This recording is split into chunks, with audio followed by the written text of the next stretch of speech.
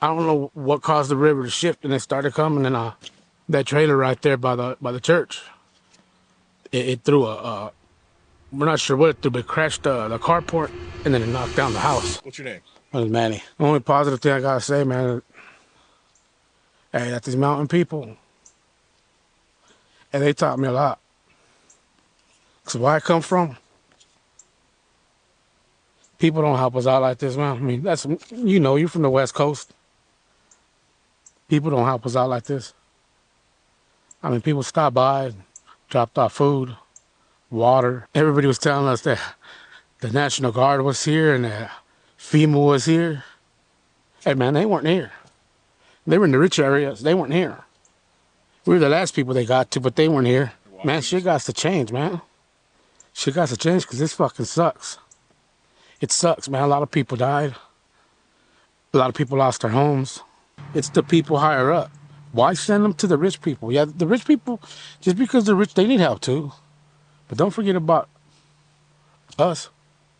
I mean, the river's right there. We got affected pretty bad. I mean, why are we the last ones to get taken care of? Are you going to try to stop people from clearing the roads and making areas accessible so we can find more people that need help? FEMA trying to shut them down from helping us, clearing the roads. Like, who else are you going to send out here? I mean, who are you going to send? Fuck FEMA. Their filing process. I mean, I filed mine online, and they're telling me that my Social Security ain't my Social Security. Like, wait, motherfuckers. I'm a U.S. citizen. I was born and raised here. This is my Social Security, the one I was given when I was born. You're telling me it's wrong? That's just fuck you. I mean, that's stupid. For a while, I didn't want to apply. I would get pissed off at my mom. She goes, I'll go to FEMA for help. I was like, why? FEMA hasn't even been here. My pride wouldn't let me get it. And I said, man, I'll stick to the locals. And when I did reach out to FEMA, I can't even say it denied me. They told me my information ain't correct. I was like, really? My information ain't correct? My driver's license, my Social Security, my identity ain't correct. So when I pay taxes, my information's correct. The process is a joke, man. Some people get help. Most of them don't. I think they just approve enough to get people to shut up. I mean, pretty much if there's 100 people, hey, man, let's approve 20. How about they can shut up? I mean, that's pretty much what it looks like. Everybody needs to get prepared for the winter. I mean, winter's amongst us. It's already here. Like, we went to the Newland Fire Department earlier because we see that they got a shipment of heaters on Facebook. So we went out there, and the fire department guys are awesome, man. But the dude up front checking the forms had asked her if she had power. She said, yeah, man, I got power. She goes, then why do you want a propane heater? This is for people that don't, less fortunate people. Motherfucker, you gonna tell her that she don't need a heater? I mean, you gonna really tell her she don't need a heater? I even told the dude, I said, why don't you get in my car so I can take it to my house? And then you decide whether I need a fucking heater or not. Dude, we got power. Our fucking heater's fucked up. I mean, our shit was flooded. You think our shit's still gonna work? I told them it don't work. Some of these people get in their head up their asses, man. They're going on power trips. Who the fuck are you to decide who needs a heater and who don't? Just because they got power, they don't need a heater? I mean, don't you know during a storm, shit gets fucked up? Heaters, things get flooded. Cars. So just because you got power, she don't need anything? I said, you know what, man, forget it. I said, you know, it's hard enough to come ask for help. I says, but then we get here and you humiliate us like this. So we talked to one of the firemen, and he just says, I don't know what his trip is, man. I got you. And he brought us a heater. He brought one and says, hey, man, here. He goes, I'm sorry you guys went to that. And he took off. And it's funny because he was doing everything like low-key so he wouldn't get caught. Because he didn't want these people to say something like, who the fuck's he? I'll slap the shit out of that old man. I mean, serious shit. I mean, I just bit my tongue because she's like, man, stop. Because I started losing my temper. And I was telling him, I'll slap the shit out of him. He ain't nobody to tell us. Why don't they tell the people donating this stuff all this information and see what the people donating tell them? You don't have the authority to dictate who deserves a heater and who don't. If someone comes, man, you're going to help them. You got to give them the benefit of the doubt. I'm not going to sit there and question them. Yes.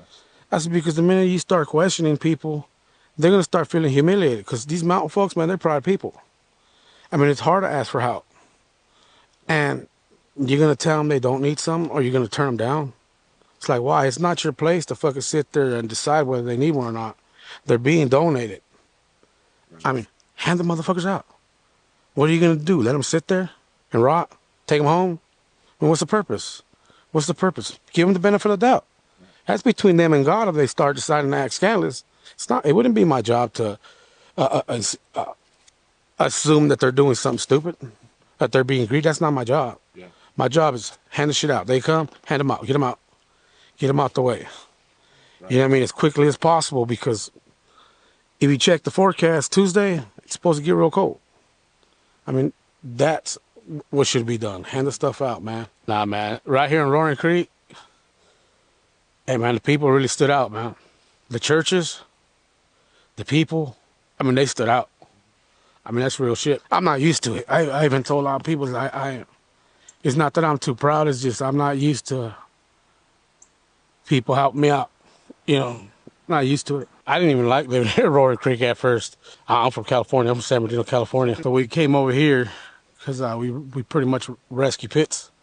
Rescue pit bulls like dogs. Yeah. Yeah, we try to rescue the fighting pits. We rehabilitate them and we find them good homes.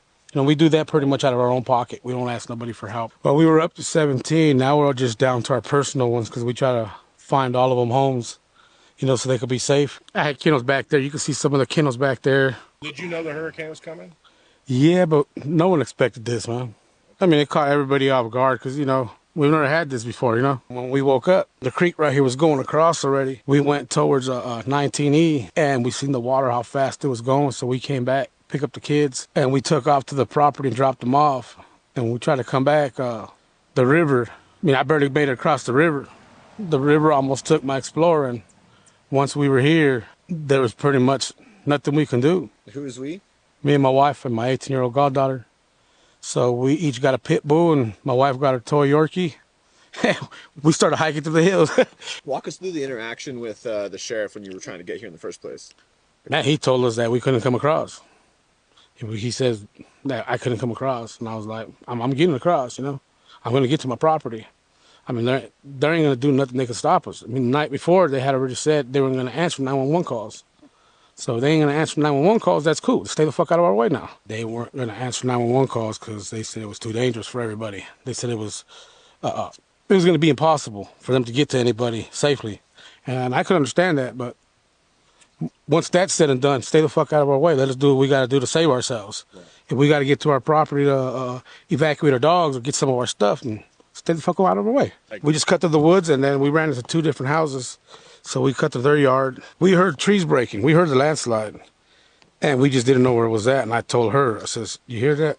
And I says, run. So we started running, but we couldn't see nothing. We could just hear it. So we kept going up. We're trying to get out of the property on Lick Log. And my goddaughter's horse, it was stuck underwater to its neck.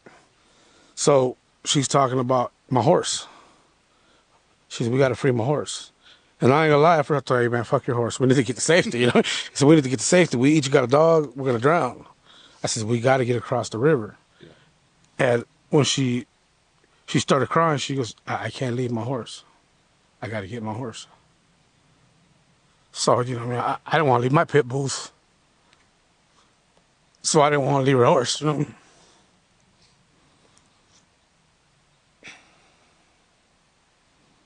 So we just bent the barbed wire down and we got our horse out. And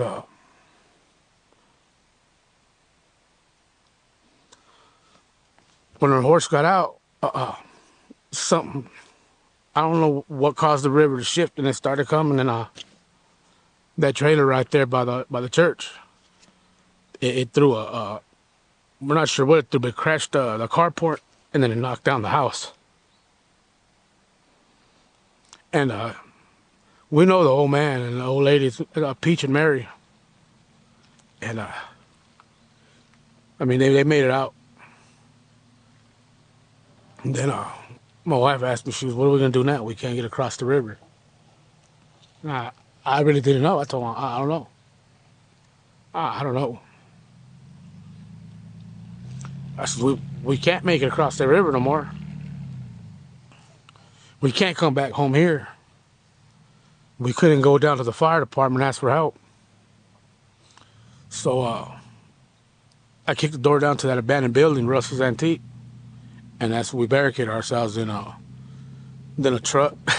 It's crazy white boy, man. He comes in this truck. I was just laughing. I was like, man, how'd you make it here, dude? How'd you make it? There's trees everywhere. He just says, I ran them all over.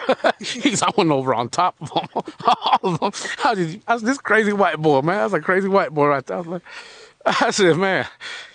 And he goes, can we go this way? I was like, nope. Can we go that way? Nope. He goes, so what the hell are we doing? I said, I guess we're hiding here. There's nowhere else to go. 8-9 hours. We were just there, and finally we seen that same state trooper, Corey, and I told him, hey, we thought we were getting help, and he was like, there ain't no help, bud. I says, I'm trapped too. And I told him, I says, hey, bud, I didn't have no choice. I kicked the door down here. I said, I'll take full responsibility. I'll talk to whoever owns this building, and I'll pay for the damages. I said, we didn't touch nothing in there. We just sat there. I mean, we just sat there. We were just trying to get somewhere safe. And I said, I'll get up with the owner, replace the door. I said, but I didn't have no choice. But he just says, he goes, we'll worry about all that later. You know what I mean?